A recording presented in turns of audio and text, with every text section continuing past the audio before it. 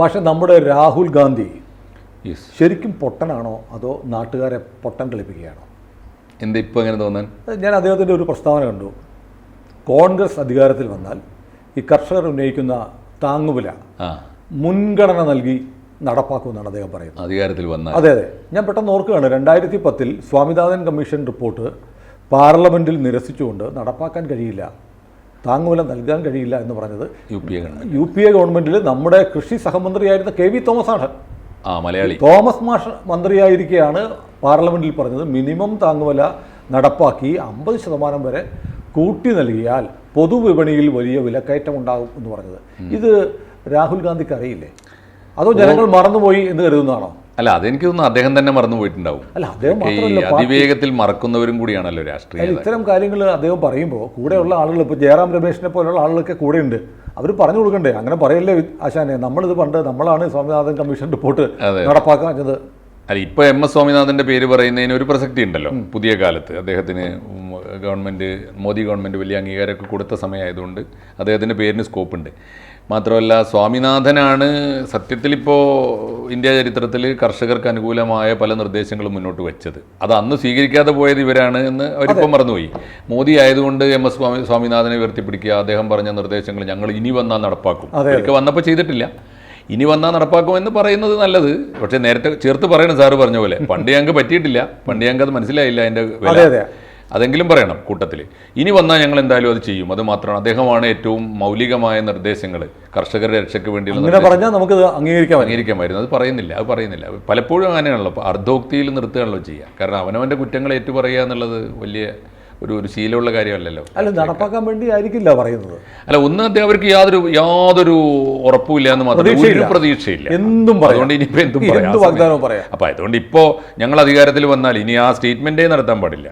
കേരളത്തിൽ ഇപ്പോൾ ഇന്ത്യയിൽ ഏറ്റവും ചുരുങ്ങിയത് ഈ ഒരു തെരഞ്ഞെടുപ്പിലെങ്കിലും അത്തരം ഇഫ്സ് ആൻഡ് ബട്ട്സ്, ഞങ്ങൾ വന്നാൽ ഇന്നത് ചെയ്യും. തെരഞ്ഞെടുപ്പ് പ്രകടന പത്രികകൾ പോലും ഇറക്കുന്നതിൽ ഈ തെരഞ്ഞെടുപ്പ് വല്ല സ്കോപ്പ് ഉണ്ടോ എന്ന് എനിക്ക് സംശയം. പ്രകടന പത്രിക ക്രൂരമായ കമന്റായി പോയി. അതെ, ഞാൻ പറയുന്ന ഒരു അർത്ഥമില്ലല്ലോ. ഞങ്ങൾ അധികാരത്തിൽ വന്നാൽ ചെയ്യാൻ പോകുന്ന കാര്യങ്ങൾക്കാണ് തെരഞ്ഞെടുപ്പ് പ്രകടനം ഉറപ്പായി കഴിഞ്ഞു.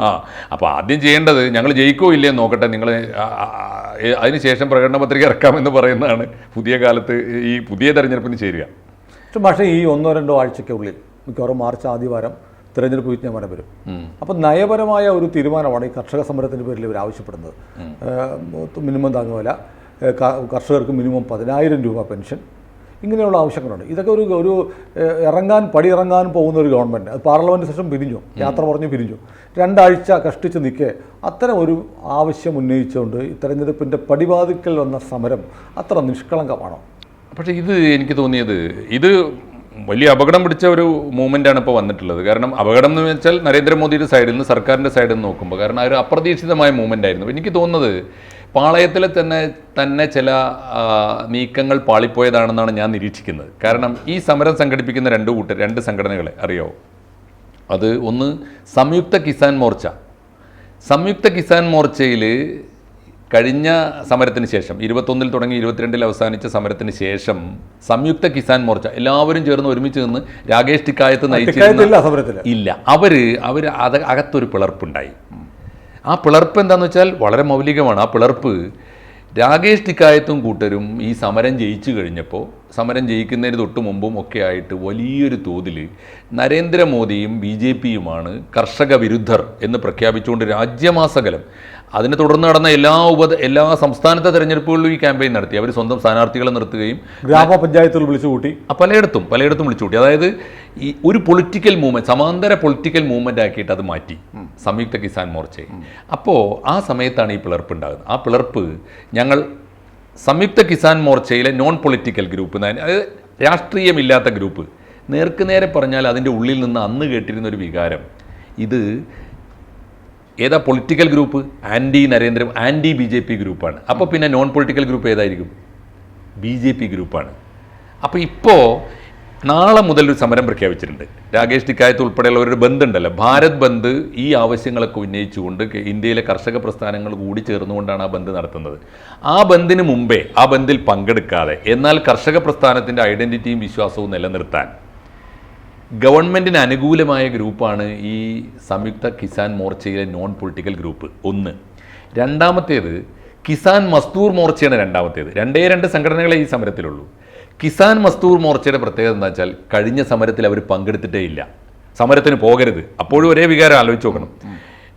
കേന്ദ്രം ഭരിക്കുന്ന ഗവൺമെന്റിനെതിരായ ഒരു സമരത്തിന് പോകരുത് എന്ന് ഹരിയാനയിലെയും പഞ്ചാബിലെയും കർഷകരെ ഉത്ബോധിപ്പിച്ചിട്ട് ഒരു ചെറിയ ശതമാനത്തിന് മാറ്റി നിർത്തിയ ഗ്രൂപ്പാണ് കിസാൻ മസ്ദൂർ മോർച്ച. അത് മാഷ് പറഞ്ഞു വരുന്നത് ഇത് ഗവൺമെന്റ് സ്പോൺസേഡ് സമരമാണെന്ന് വിശ്വസിക്കാനുള്ള ഏറ്റവും പ്രധാനപ്പെട്ട തെളിവ്, സാഹചര്യ തെളിവ് ഞാൻ പറയാം. സാഹചര്യ തെളിവ് 16-ാം തീയതി ആൾ ഇന്ത്യ തലത്തിൽ ഈ ഇഷ്യൂ ഒക്കെ ഉന്നയിച്ചുകൊണ്ട് ഇവരെല്ലാവരും കൂടി ചേർന്ന് ഒരു ഭാരത് ബന്ദ് പ്രഖ്യാപിക്കുമ്പോൾ അതിന് മുന്നോടിയായിട്ട് 13-ാം തീയതി തൊട്ട് ഒരു സമരം ദില്ലി ചലോ സമരം പ്രഖ്യാപിക്കുന്ന എന്തിനാ? ഗവൺമെന്റിന് ചെയ്യാൻ കഴിയുന്ന കാര്യങ്ങൾ അനുഭാവപൂർവ്വം പരിഗണിപ്പിച്ചിട്ട് നേടിയെടുത്തിട്ട് ഇതാ നേടിക്കഴിഞ്ഞിരിക്കുന്നു, ഇനി നിങ്ങളുടെ ബന്ധുകൊണ്ടൊന്നും നേടാനില്ല എന്ന് പറയുക വഴി BJP വിരുദ്ധമായ ഒരു കർഷക മൂവ്മെൻറ്റിനെ തകർക്കാനുള്ള ലക്ഷ്യം കൂടി ഇതിൻ്റെ പിന്നിലുണ്ടായിരുന്നു. പക്ഷേ എവിടെയോ വെച്ച് പാളിപ്പോയി. ആദ്യം അത് പാളിപ്പോയതിൽ ആദ്യത്തെ അബദ്ധം കാണിക്കുന്ന ഹരിയാന ഗവൺമെൻറ്റാണ്. ഹരിയാന ഗവൺമെൻറ് തടഞ്ഞു. ഡൽഹിയിലേക്ക് എത്തുന്നതിന് മുമ്പ്, ഡൽഹിയിലെത്തിയാൽ തീർച്ചയായും ഡൽഹി പോലീസ് അറിയില്ല. കാരണം ഡൽഹി പോലീസ് എന്തൊക്കെ പറഞ്ഞാലും ഇപ്പോൾ കേന്ദ്രത്തിൻ്റെ കയ്യിലാണെങ്കിൽ പോലും സമ്പൂർണ്ണമായിട്ടൊന്നും സ്റ്റേറ്റ് സർക്കാരിൻ്റെ നിലപാടിനെതിരായിട്ട് നിൽക്കില്ല. പക്ഷേ ഹരിയാന പോലീസ് പൂർണ്ണമായിട്ടും തടഞ്ഞു. ഹരിയാന പോലീസ് തടഞ്ഞു. അക്രമം വളരെ വയലൻ്റായിട്ട് അതിനെ അഗ്രസീവായിട്ട് നേരിടാൻ തുടങ്ങി. അപ്പോൾ എന്തായി എന്ന് പറയും? ഇപ്പോൾ സംഭവിച്ചിരിക്കുന്നത് 2-3 കാര്യങ്ങളാണ്. ഒന്ന്, ഇവരും കൂടി കേന്ദ്രത്തിന് അനുകൂലമായി കർഷക പ്രസ്ഥാനത്തെ മാറ്റിയെടുക്കാനുള്ള ഒരു അണ്ടർ കറൻറ്റ്, എവിടെയോ അന്തർധാര ഉണ്ടായിരുന്നു എന്ന് ആർക്കും കാണാൻ പറ്റും. ഈ സമരത്തിൻ്റെ ഒരു നാൾ വഴികൾ നോക്കിയാൽ കാണാൻ പറ്റും. കേന്ദ്രത്തിന് അനുകൂലമായി വരുമായിരുന്ന, ശാന്തമായി വന്ന് ഡൽഹിയിലേക്കൊരു മാർച്ച് നടത്തി കേന്ദ്ര ഗവൺമെൻറ് പ്രതിനിധികളുമായി ചർച്ച നടത്തി ചില രേഖകളൊക്കെ ഉണ്ടാക്കിയിട്ട് ഘട്ടം ഘട്ടമായി പരിഗണിക്കാം. തീർച്ചയായിട്ടും താങ്ങുവിലയ്ക്ക് ഒരു കമ്മീഷനെ വെക്കാം. അല്ലെങ്കിൽ അതുപോലെ തന്നെ ബാങ്ക് ലോൺ വേവ് ചെയ്യാൻ എളുപ്പമല്ല. അതെ, സർക്കാരിൻ്റെ നമ്മുടെ ബജറ്റിന് പോലും താങ്ങാൻ പറ്റാത്ത അത്ര വലിയ എമൗണ്ട് വരും. എങ്കിൽ പോലും അത് ഒരു നിശ്ചിത വിഭാഗത്തിന് ആസ്തി കുറഞ്ഞവർക്ക്, BPL വിഭാഗത്തിന് ഒക്കെ എന്നൊക്കെ പറഞ്ഞൊരു ക്രൈറ്റീരിയ ഒക്കെ ഉണ്ടാക്കി ഞാൻ അതിൻ്റെ സാധ്യതകൾ പറയാണ്. അങ്ങനെ ഒരു രേഖാമൂലമുള്ളൊരു ഒത്തുതീർപ്പിലേക്ക് സമാധാനപൂർവ്വം പോയിരുന്നെങ്കിൽ കിട്ടുമായിരുന്ന അനുകൂല സാഹചര്യം കളഞ്ഞു കുളിച്ചു. അതിൽ ഹരിയാന ഗവൺമെൻറ് പണ്ടും കേട്ടോ പഴയ സമരവും രൂക്ഷമാക്കിയതിൽ ഹരിയാന ഗവൺമെൻറ് വലിയ അല്ല. ഇതിപ്പോൾ BJP പ്ലാൻ ചെയ്ത ഒരു സമരമാണെങ്കിൽ ഹരിയാന ഗവൺമെൻറ്റിന് അതറിയില്ലേ? BJP പ്ലാൻ ചെയ്താവണമെന്നില്ല അത്. പക്ഷെ BJPയുടെ അറിവുണ്ടായിരുന്നു എന്നാണ് ഞാൻ മനസ്സിലാക്കുന്നത്. അല്ല, അറിവുണ്ടായിരുന്നെങ്കിൽ ഹരിയാന മുഖ്യമന്ത്രിക്ക് കൃത്യമായും അതേക്കുറിച്ച് ധാരണ ചെയ്യേണ്ടതായിരുന്നു. എന്താണ്, എവിടെയാണ് അത് പാളിപ്പോയെന്ന് എനിക്ക് മനസ്സിലാവുന്നില്ല. പക്ഷേ ആദ്യം പാളിപ്പോയത് ഞാൻ കണ്ടത് ഹരിയാനയിലെ ഗവൺമെന്റ് അതിരൂക്ഷമായിട്ടാണ്. ഏത് രീതിയിലാണ് ചരിത്രത്തിലൊരു സമരത്തെ എങ്ങനെ നേരിട്ടുണ്ടോ? പക്ഷേ അതിനകത്തൊരു പ്രശ്നമുണ്ട്. ഡൽഹിയിലൂടെ 100 കണക്കിന് ട്രാക്ടറുകൾ ഓടിച്ചുകൊണ്ട് എന്തൊക്കെയാണ് മുൻ സമരത്തിൽ നടന്നത്. ഇന്ത്യയുടെ ദേശീയ പതാക ചെങ്കോട്ടയിൽ നിന്ന് അഴിച്ചുമാറ്റി ഖലിസ്ഥാൻ പതാക എന്നിവരെ ആരോപിക്കപ്പെട്ട പതാക ഉയർത്തി അത്രയും വലിയൊരു അനാർക്കിസം മുന്നനുഭവം ഉണ്ട് അവിടെ. പക്ഷേ ഈ വരുന്നത് പണ്ട് വന്നവരല്ല എന്നും ഈ വരുന്നവരുടെ മനസ്സ് ഗവൺമെന്റിനോടൊപ്പമാണ് എന്ന് വായിക്കുന്നതിൽ എവിടെയോ ഒരു ലിങ്ക് നഷ്ടപ്പെട്ടിട്ടുണ്ട് എന്ന് ഞാൻ വിശ്വസിക്കുന്നു. ആർക്കും തീർച്ചയായിട്ടും. അപ്പോൾ ഇപ്പോൾ വന്ന രണ്ടാമത്തെ അപകടം എന്താണെന്നറിയോ? ഒന്ന്, തെരഞ്ഞെടുപ്പിൻ്റെ തൊട്ട് മുമ്പ്, തെരഞ്ഞെടുപ്പ് പ്രഖ്യാപിക്കാൻ തൊട്ടുന്നതിൻ്റെ തൊട്ട് മുമ്പ് കേന്ദ്ര ഗവൺമെൻറ് ഒരു വിഭാഗം തൊഴിലാളികളോട്, അതും കർഷകരോട് വളരെ മോശമായും ചരിത്രത്തിൽ ഇല്ലാത്ത വിധത്തിലും ക്രൂരമായും പെരുമാറുന്നു എന്നൊരു ചിത്രം. അല്ല, അങ്ങനെ ഒരു ചിത്രം ഉണ്ടോ? കാരണം ഈ പറഞ്ഞ പോലെ അത്ര വയലന്റ് ആയിട്ടുള്ള അറ്റാക്ക് ഒന്നും ഉണ്ടായിട്ടില്ല. കുറച്ച് ടിയർ ഗ്യാസ് പൊട്ടിക്കുന്നു. എന്തുകൊണ്ടാണെന്നറിയോ? അത്രയൊക്കെ ഇവരിപ്പോ ഒന്നും തീരുമാനിച്ചിട്ടില്ല. വെയിറ്റ് ആൻഡ് സീ ആണ് അവർ. സർക്കാരിനെ സംബന്ധിച്ച് അവര് 60 പേർക്ക് പരിക്ക് പറ്റി ഇന്നലെ എന്ന് പറയുന്നത് ഇന്നത്തെ കണക്ക് വന്നിട്ടില്ല. പക്ഷെ പരിക്കേ ഉള്ളൂ. കാരണം അവർ തിരിച്ചടിക്കാനൊന്നും പോയിട്ടില്ല, അക്രമം കാണിക്കാനും പോയില്ല. ഒന്നാമത് അവർ വല്ലതും കാണിക്കുമെങ്കിൽ തന്നെ ഡൽഹിയിലെ തെരുവിലേ കാണിക്കുള്ളൂ. അവർ ചെയ്യുന്നില്ല എന്ന് പറഞ്ഞിട്ടുണ്ട്. രണ്ടാമത്തെ ഒരു അപകടം എന്താണെന്നറിയോ? രാകേഷ് ടിക്കായത്ത് ഉൾപ്പെടെ ഇന്ത്യ കണ്ട ഏറ്റവും വലിയ BJP വിരുദ്ധനായ കർഷക നേതാവ് ഉൾപ്പെടെ ഇപ്പോൾ ഇവർക്ക് അനുകൂലമായിട്ട് വന്നു. ഞങ്ങൾ രണ്ടല്ല, ഞങ്ങൾ ഒന്നാണ്, ഞങ്ങളുടെ കൂട്ടത്തിൽ ആര് സമരം ചെയ്താലും ഞങ്ങൾ അവർക്ക് വേണ്ടി ഒരുമിച്ച് നിൽക്കും എന്നുള്ള അവസ്ഥയായി. പണ്ട് പറഞ്ഞിരുന്ന അങ്ങനെയല്ല. നിങ്ങൾ ഈ ഭാരത ബന്ദിൽ പങ്കെടുക്കൂ, നിങ്ങളോട് ആരാ ദില്ലി ചലോ മാർച്ച് നടത്താൻ പറഞ്ഞതെന്നാണ് ടിക്കായത്ത്. അത് ഒരു ടാക്ടിക്കൽ അല്ല, അതേ ചെയ്യുള്ളൂ. ഓൾറെഡി ഒരു സമരം വന്നു, ആ സമരത്തിന് മീഡിയ അറ്റൻഷൻ കിട്ടി, ഞങ്ങളുടെ ബന്ദ് അതിൽ മുങ്ങിപ്പോയി, അപ്പോൾ കൂട്ടത്തിൽ ചേരുക അല്ലെങ്കിൽ സപ്പോർട്ട് കൊടുക്കുക എന്നത് മാത്രമേ ഉള്ളൂ. അതൊരു രാഷ്ട്രീയ തന്ത്രമാണ്. പക്ഷേ എനിക്ക് തോന്നുന്നത് സർക്കാർ ഇതിനെ അത്ര ഗൗരവത്തിൽ എടുക്കുന്നില്ല എന്ന് തോന്നുന്നു. കാരണം ഈ ഒരു പൊളിറ്റിക്കൽ ഒരു ചിത്രമുണ്ട്. പഞ്ചാബ് BJPക്ക് 2 സീറ്റ് മറ്റേ ഉള്ളൂ. ഹരിയാനയിൽ 10 സീറ്റുകളും BJP കഴിഞ്ഞ പ്രാവശ്യം നേടിയതാണ്. ഈ വർഷവും നേടാൻ കഴിയുമെന്നുള്ള ആത്മവിശ്വാസമുണ്ട്.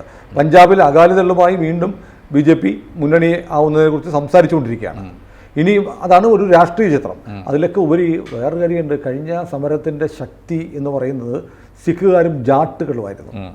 ചരൺ സിംഗിന് ഭാരതരത്ന കൊടുക്കുക വഴി അദ്ദേഹത്തിന്റെ ചെറുമകൻ BJP ക്യാമ്പിലെത്തി. ജാട്ട് കമ്മ്യൂണിറ്റിയെ വീണ്ടും വിശ്വാസത്തിലെടുക്കാൻ കഴിഞ്ഞിട്ടുണ്ട്. അപ്പോൾ ഈ സമരത്തെ നേരിടാം എന്നുള്ള ആത്മവിശ്വാസം കേന്ദ്ര സർക്കാരിനുണ്ട്. അങ്ങനെ ആവണം, അങ്ങനെ കാണാൻ ഒരു സാധ്യതയുണ്ട്. പക്ഷെ ഞാൻ കാണുന്നത് മറിച്ചാണ്.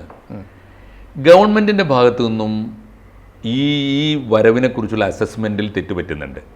കാരണം ഇത് വരുന്ന സമയം ഇപ്പോൾ കാനഡ ബേസ് ചെയ്തിട്ട് സിഖ് തീവ്രവാദത്തെക്കുറിച്ചിൻ്റെ പുതിയ ഒരുപാട് വിവരങ്ങൾ പുറത്തു വരികയും അത് ഇന്ത്യാവിരുദ്ധമായ ഒരു ശക്തിയുടെ കേന്ദ്രമായിട്ട് കാനഡയിലെ സിഖ് സമൂഹം മാറുകയും കുറേ കാലമായിട്ട് അങ്ങനെയാണ് വന്നിട്ടുണ്ട്. ഇപ്പോഴത്തെ ഈ നീക്കം പക്ഷേ ഇത്രയും ലേറ്റസ്റ്റ് ആയിട്ട് കഴിഞ്ഞ സമരത്തിന് ശേഷമാണ് കുറേയേറെ വിവരങ്ങൾ പുറത്തു വന്നത്. ഇന്ത്യ ഗവൺമെൻറ്റിന് NIA കുറേ വിവരങ്ങൾ പുറത്തു വന്നത്. അപ്പോൾ ഈ പുതിയ നീക്കം പണ്ടത്തെ പോലെയല്ല. പണ്ടത്തേനേക്കാൾ ജാഗ്രതയോടെ സിഖ് കമ്മ്യൂണിറ്റിക്ക് ഈ പുറത്തുനിന്ന് വരുന്ന സഹായം, സാമ്പത്തിക സഹായം, അവരുടെ വൈദേശിക താല്പര്യങ്ങൾ, ഇന്ത്യ വിരുദ്ധ താല്പര്യങ്ങളൊക്കെ ഇതിൻ്റെ പിന്നിലുണ്ടോ എന്ന് സംശയിക്കുന്നുണ്ട്. ഒരു പക്ഷേ ഇൻ്റലിജൻസ് അത്തരത്തിലുള്ള ഇവർക്ക് റിപ്പോർട്ട് കൊടുത്തോ എന്ന് പറഞ്ഞുകൂടാ. എന്തായാലും ഇത് നമ്മൾ പ്രതീക്ഷിച്ച ഒരു താളത്തിലല്ല. ഏതായാലും സമരത്തിനോട് ഗവൺമെൻറ് എൻ്റെ നിരീക്ഷണത്തിൽ വളരെ വൈരാഗ്യപൂർവ്വം നിലപാടൊന്നും എടുക്കുന്നില്ല. ഇതിനിടയ്ക്ക് മാരത്തോൺ ചർച്ചകൾ നടക്കുന്നുണ്ട്, ഇന്നും ചർച്ച നടക്കുന്നുണ്ട്. ഈ സമരത്തിന് തൊട്ടു മുമ്പ് ചണ്ഡീഗഡിൽ ചർച്ചയുണ്ടായിരുന്നു, മന്ത്രിമാർ നേരിട്ട് പോകുന്നുണ്ട്. സമരം തീരും എന്ന് തന്നെയാണ്. സമരം തീർക്കാൻ ഗവൺമെന്റിന് താല്പര്യമുണ്ടാവും. പക്ഷേ ഡൽഹിയിലേക്ക് സമരം ഇനി കടക്കാൻ അനുവദിക്കാതെ വഴിയിൽ വെച്ച് കടക്കാൻ അനുവദിക്കും എന്ന് തോന്നുന്നില്ല.